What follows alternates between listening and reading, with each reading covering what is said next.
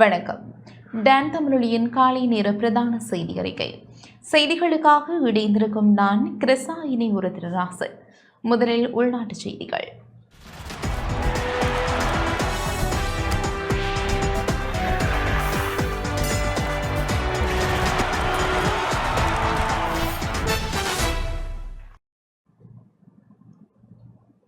வவுனியாவில் வெள்ள நீர் வடிந்தோடி வருவதால் இடைத்தங்கள் முகாமில் தங்க வைக்கப்பட்டிருந்த மக்கள் வீடுகளுக்கு திரும்பியுள்ளனர்.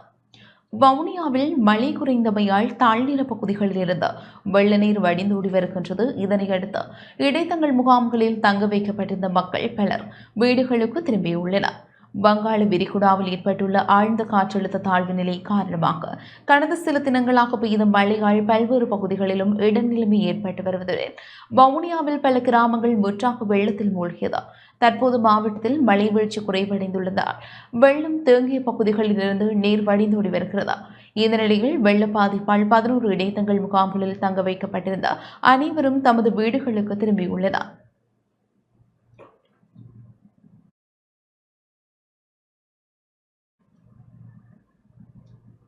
உடையும் அபாய நிலையில் காணப்பட்ட வடமராட்சி கிழக்கு மருதங்கனி பாலத்தின் இரு முனைகளிலும் மணல் மூடைகள் அடிக்கப்பட்டு பாலத்தின் ஊடான போக்குவரத்து சீர் செய்யப்பட்டது.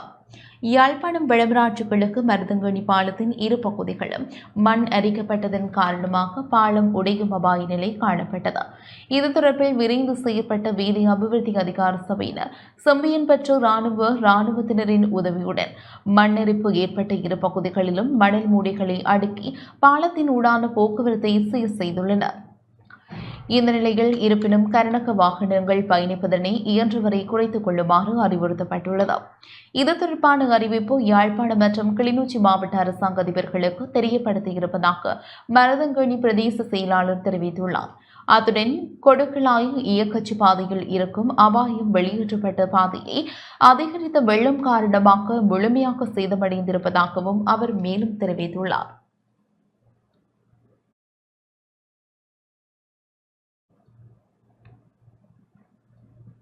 வடமாகாணத்திலும் திருகோணமலை மாவட்டத்திலும் இன்று அவ்வப்போது மழை பெய்யும் என வளிமண்டலவியல் திணைக்களம் எதிர்ப்பு கூறியுள்ளது.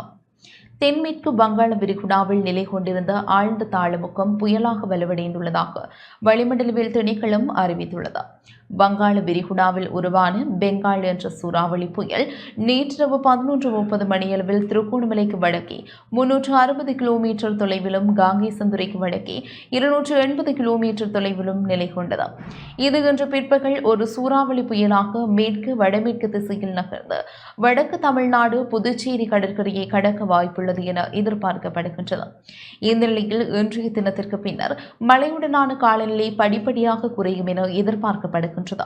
இதன் காரணமாக இன்று வானம் மேகமூட்டத்துடன் காணப்படும் எனவும் வடமாகாணத்திலும் திருகோணமலை மாவட்டத்திலும் அவ்வப்போது மழை பெய்யும் எனவும் தெரிவிக்கப்பட்டுள்ளது.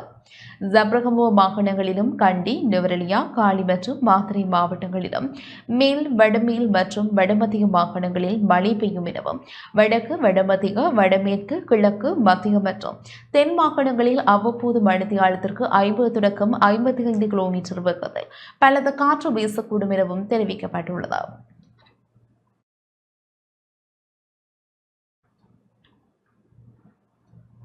வெளிவிகார அமைச்சர் விஜித கேரத் நேற்று கொழும்பு மேல் நீதிமன்றத்தில் ஆஜரானார். வெளிவிகார அமைச்சர் விஜித கேரத் லஞ்ச ஊழல் ஆணைக்குழுவினால் தாக்கல் செய்யப்பட்ட வழக்கு தொடர்பில் சாட்சியம் அளிப்பதாக நேற்று கொழும்பு மேல் நீதிமன்றத்தில் ஆஜரானார். நல்லாட்சி அரசாங்கத்தின் போது அபிவிருத்தி லொத்தர் சபையினால் ஏற்றுக்கொள்ளப்பட்ட விலை மனு கோரல் முறைக்கு மாறாக பல தனியார் நிறுவனங்களுக்கு லொத்தர் ஊக்குவிப்பு பணிகளை ஒப்படைத்து அரசாங்கத்திற்கு நஷ்டத்தை ஏற்படுத்தியதாக குற்றம் சுமத்தி அதன் முன்னாள் தலைவர் சந்திரவன்ச பத்திராயவுக்கு எதிராக லஞ்ச ஊழல் ஆணைக்குழு வழக்கு தாக்கல் செய்திருந்தது. இந்த வழக்கு தொடர்பில் முறைப்பாடு ஒன்றை சமர்ப்பித்திருந்த அமைச்சர் விஜித கேரத்தை நேற்று சாட்சியம் அளிக்க மன்றில் முன்னிலையாகுமாறு உத்தரவிடப்பட்டிருந்தது. இதன்போது சமர்ப்பணங்களை பரிசீலித்த கொழும்பு மேல் நீதிமன்ற நீதிபதி விசாரணையை எதிர்வரும் பிப்ரவரி 5ஆம் தேதிக்கு ஒத்திவைத்ததுடன் அன்றைய தினம் அமைச்சர் விஜித கேரத்தையும் மன்றில் ஆஜராகுமாறு உத்தரவிட்டார்.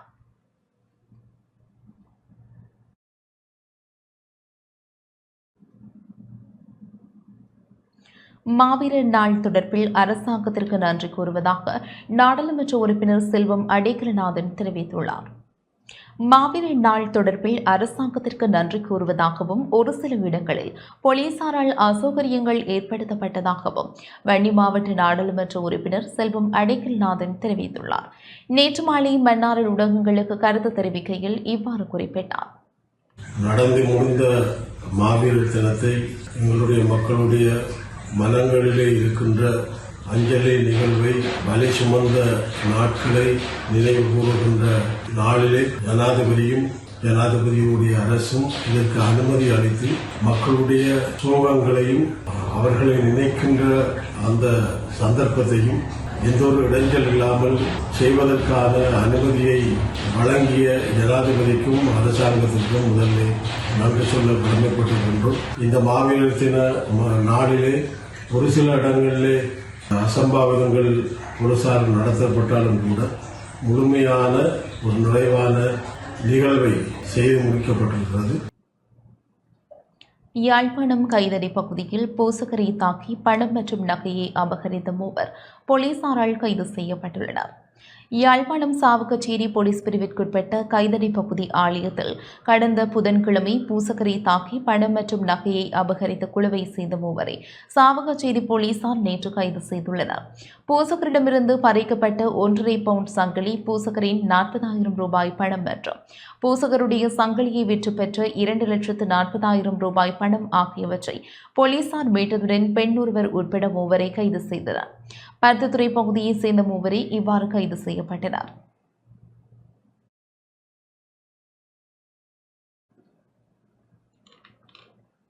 கிளிநொச்சி போக்குவரத்து போலீசார் நேற்று திடீர் வீதி சோதனை நடவடிக்கையை மேற்கொண்டனர்.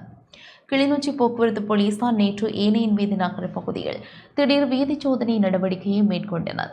கிளிநொச்சி மாவட்டத்தில் வீதி ஒழுங்குகளை மீறுபவர்கள் மற்றும் சட்டவிரோத செயற்பாடுகளில் ஈடுபவர்கள் தொடர்பாகவும் போலீசாருக்கு கிடைத்த ரகசிய தகவலை அடுத்து திடீர் வீதி சோதனை நடவடிக்கையை மேற்கொண்டனர்.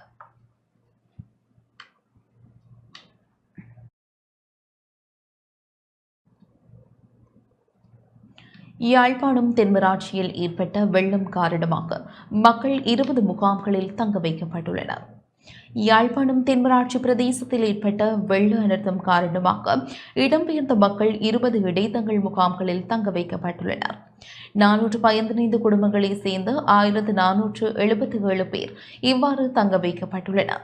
வீடுகளுக்குள் வெள்ளம் நிறைந்துள்ளதால் அவற்றை வெளியேற்றும் நடவடிக்கையில் தென்மராட்சி பிரதேச செயலகம், சாவகச்சேரி பிரதேச சபை ஆகியவற்றுடன் இணைந்து இராணுவத்தினரும் ஈடுபட்டு வருகின்றனர். குட்டியோட இருக்கவே இல்லாது, இவ்வளவு தண்ணி, இந்த தண்ணியோட இருக்க இயலாது, சமைக்க இயலாது, ஒன்றும் செய்ய இயலாது. நாங்கள் அங்கே எப்படி இருக்குது வெள்ளத்தை நீங்கள் தான் வந்து பார்த்து இந்த சரி செய்ய வேணும். இந்த நாள் இப்படி இருக்க இயலாது. கனமழையால் மட்டக்களப்பு மாவட்டத்தின் பெரும்போக்கு நெற்றிகை பாதிக்கப்பட்டுள்ளது. மட்டக்களப்பு மாவட்டத்தில் முறையான நீர்முகாமைத்துவம் இன்மையே கனமழை காலங்களில் நெற்றிகை அழிவடைந்து செல்வதற்கு காரணம் என மட்டக்களப்பு மாவட்ட கமக்கார அதிகார சபையின் நிர்வாக உறுப்பினர்கள் குற்றம் சாட்டியுள்ளனர். மட்டு ஊடக அமையத்தில் நேற்றைய தினம் ஊடகங்களுக்கு கருத்து தெரிவிக்கும் போதே அவர்கள் இவ்வாறு குற்றம் சாட்டினர். 23-24 பெரும்போக நஷ்டஈட்டில் மீதமுள்ள மேன்முறையீடு செய்யப்பட்டுள்ள நஷ்டஈடு கூட இன்று வரைக்கும் கிடைக்கப்பெறாத நிலை காணப்படுகின்றது.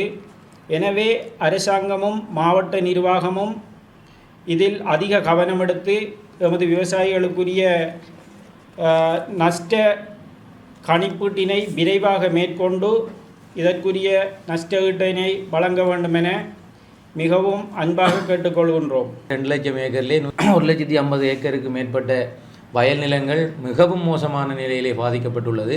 ஆகவே எங்களுடைய இந்த நீர்ப்பாசன திணைக்களங்களும் இங்கே இருக்கின்ற மாவட்டத்திலே இருக்கின்ற அரச திணைக்களங்களும் சரியான ஒரு பொறிமுறையை உருவாக்க வேண்டும் என்பதுதான் எங்களுடைய விவசாயிகளுக்கு செய்ய வேண்டிய முதலாவது கடமை.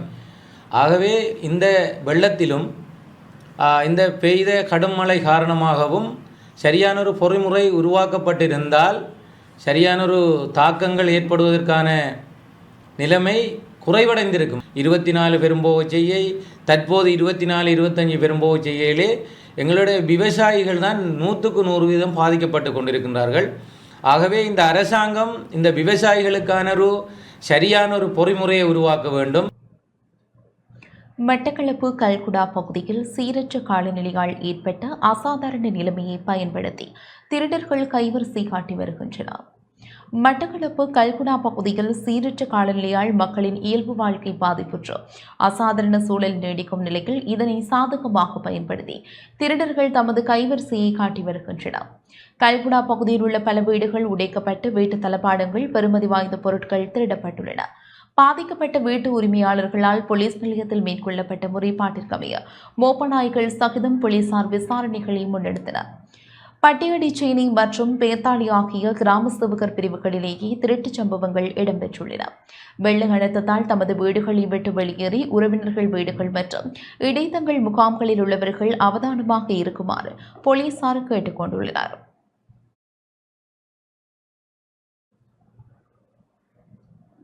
கிழக்கு மாகாண ஆளுநர் மட்டக்களப்பு காத்தான்குடிக்கு விஜயம் செய்து வெள்ள பாதிப்புகள் தொடர்பில் ஆராய்ந்தார். கிழக்கு மாகாண ஆளுநர் பேராசிரியர் ஜெயந்தலால் ரட்நாயக்க காத்தான்குடி மற்றும் காங்கேயன்குடிக்கு வருகை தந்து வெள்ளத்தினால் பாதிக்கப்பட்ட பகுதிகளை பார்வையிட்டதுடன் பொதுமக்களையும் சந்தித்தார்.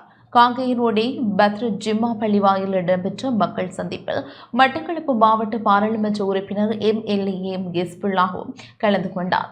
வெள்ளத்தினால் பாதிக்கப்பட்ட காத்தான்குடி வாவி கரையோரம் பிர்தவ் நலீம் ஆளுநரை அழைத்து சென்று காண்பித்தார். தற்போதைய நிலைமைகளையும் ஆளுநர் கேட்டறிந்து கொண்டார். வாவி கரையோரத்தில் உள்ள குபா ஜிம்மா பள்ளிவாயல் பகுதிக்கும் சென்று அங்கும் ஆளுநர் பார்வையிட்டார்.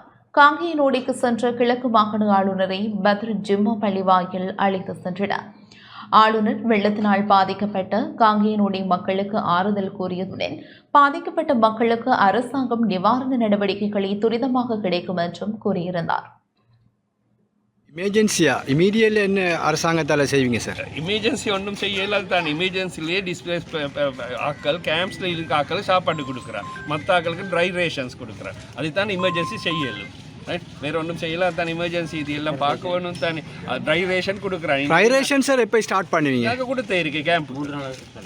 இப்போ இன்றைக்கி ஸ்டார்ட் பண்ணிட்டு கேம்பில் இருக்கிற ஆக்களுக்கு தான் முதல் கொடுக்குறேன். இன்றைக்கி ஓட்ட மாவட்டத்துலேயும் கொடுத்து வேறு சிக்கல் அடி கொடுத்தது மற்ற எங்கேயும் கொடுக்க போகிறேன் ட்ரை ரேஷன்.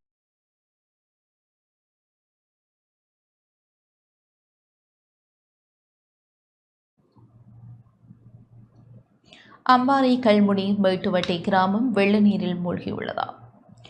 அம்பாறை கல்முனை வடக்கு பிரதேச செயலக பிரிவிற்குட்பட்ட பாண்டிருப்பு கிராமத்தில் சுனாமியால் பாதிக்கப்பட்ட மக்கள் மீள்குடியேறி வசித்து வரும் மேட்டுவட்டை வீட்டுத் திட்டம் முற்றாக நீரில் மூழ்கியுள்ளதா?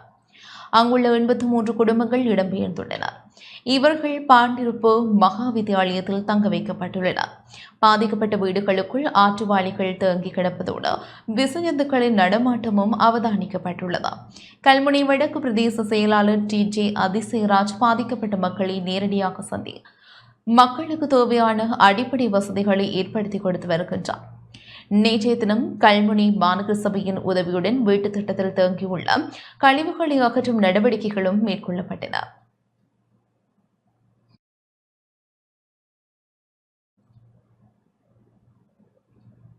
திருகோணமலை மாவட்ட நாடாளுமன்ற உறுப்பினர் இம்ரான் மக்ரோம் மூதூரில் வெள்ளத்தால் பாதிக்கப்பட்ட மக்களுக்கு கோதுமை மா வழங்கியுள்ளார்.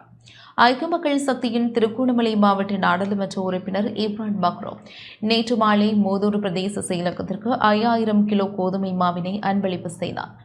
மூதூர் பிரதேச செயலாளர் பிரிவில் வெள்ள அழுத்தத்தினால் பாதிக்கப்பட்டோருக்கு உதவும் வகையில் சுமார் 5000 கிலோகிராம் மா மூதூர் பிரதேச செயலகத்தின் உதவி திட்டமிடல் பணிப்பாளர் பி அகபாத்திடம் கையளிக்கப்பட்டது.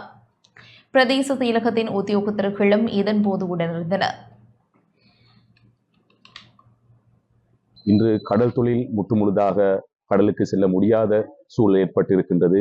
அதே போன்று விவசாயிகள் அவர்களுடைய வயல் காணிகளை இழந்த அடிப்படையிலே இன்று அவர்களும் சிரமத்தை எதிர்நோக்குகின்ற இந்த சந்தர்ப்பத்திலே இன்று அவர்களுடைய வாழ்வாதாரம் முற்றிலும் பாதிக்கப்பட்டிருக்கின்ற இந்த சந்தர்ப்பத்தில் இன்று எங்களால் ஏழுமான அதாவது உதவிகளை வழங்க வேண்டும் என்ற அடிப்படையிலே இன்று நாங்கள் எங்களுடைய மாவட்டத்தைச் சேர்ந்த முற்றுமுழுதாக பாதிக்கப்பட்டிருக்கின்ற சில பிரதேச செயலாளர்களை இனம் கண்டு அந்த குடும்பங்களுக்கு ஏதாவது ஒரு உதவிகளை செய்ய வேண்டும் என்ற அடிப்படையிலே நாங்கள் இன்று 5000 கிலோ கோதுமை மாவை விநியோகிக்கின்ற வேலை திட்டத்தை நாங்கள் ஆரம்பித்திருக்கின்றோம்.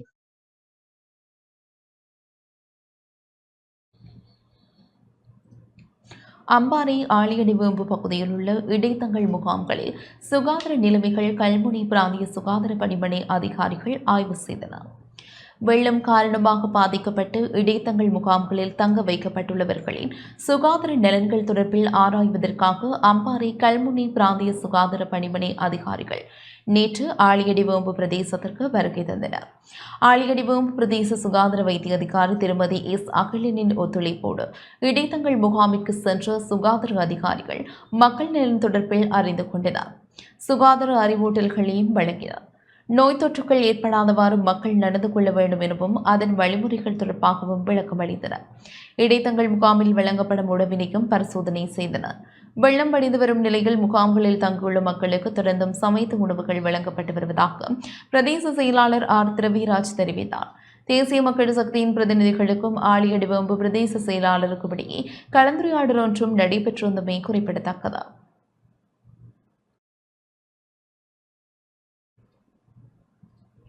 திருகோணமலை வெறுகள் பிரதேச செயலக பிரிவில் சீரற்ற காலநிலையால் 166 குடும்பங்களைச் சேர்ந்த 483 பேர் பாதிக்கப்பட்டுள்ளனர்.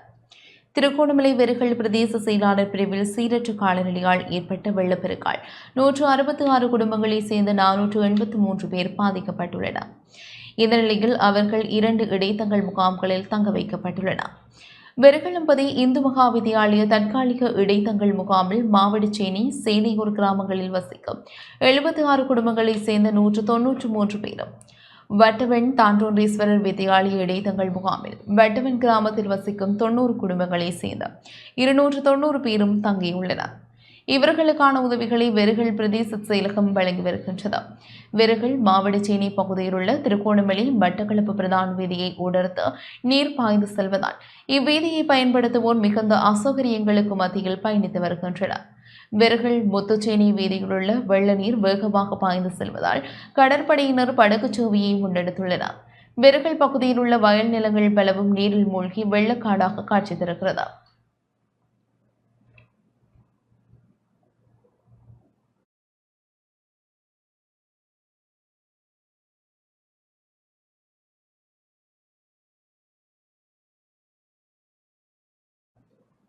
இத்துடன் இந்த செய்தி அறிக்கை நிறைவு பெற்றது.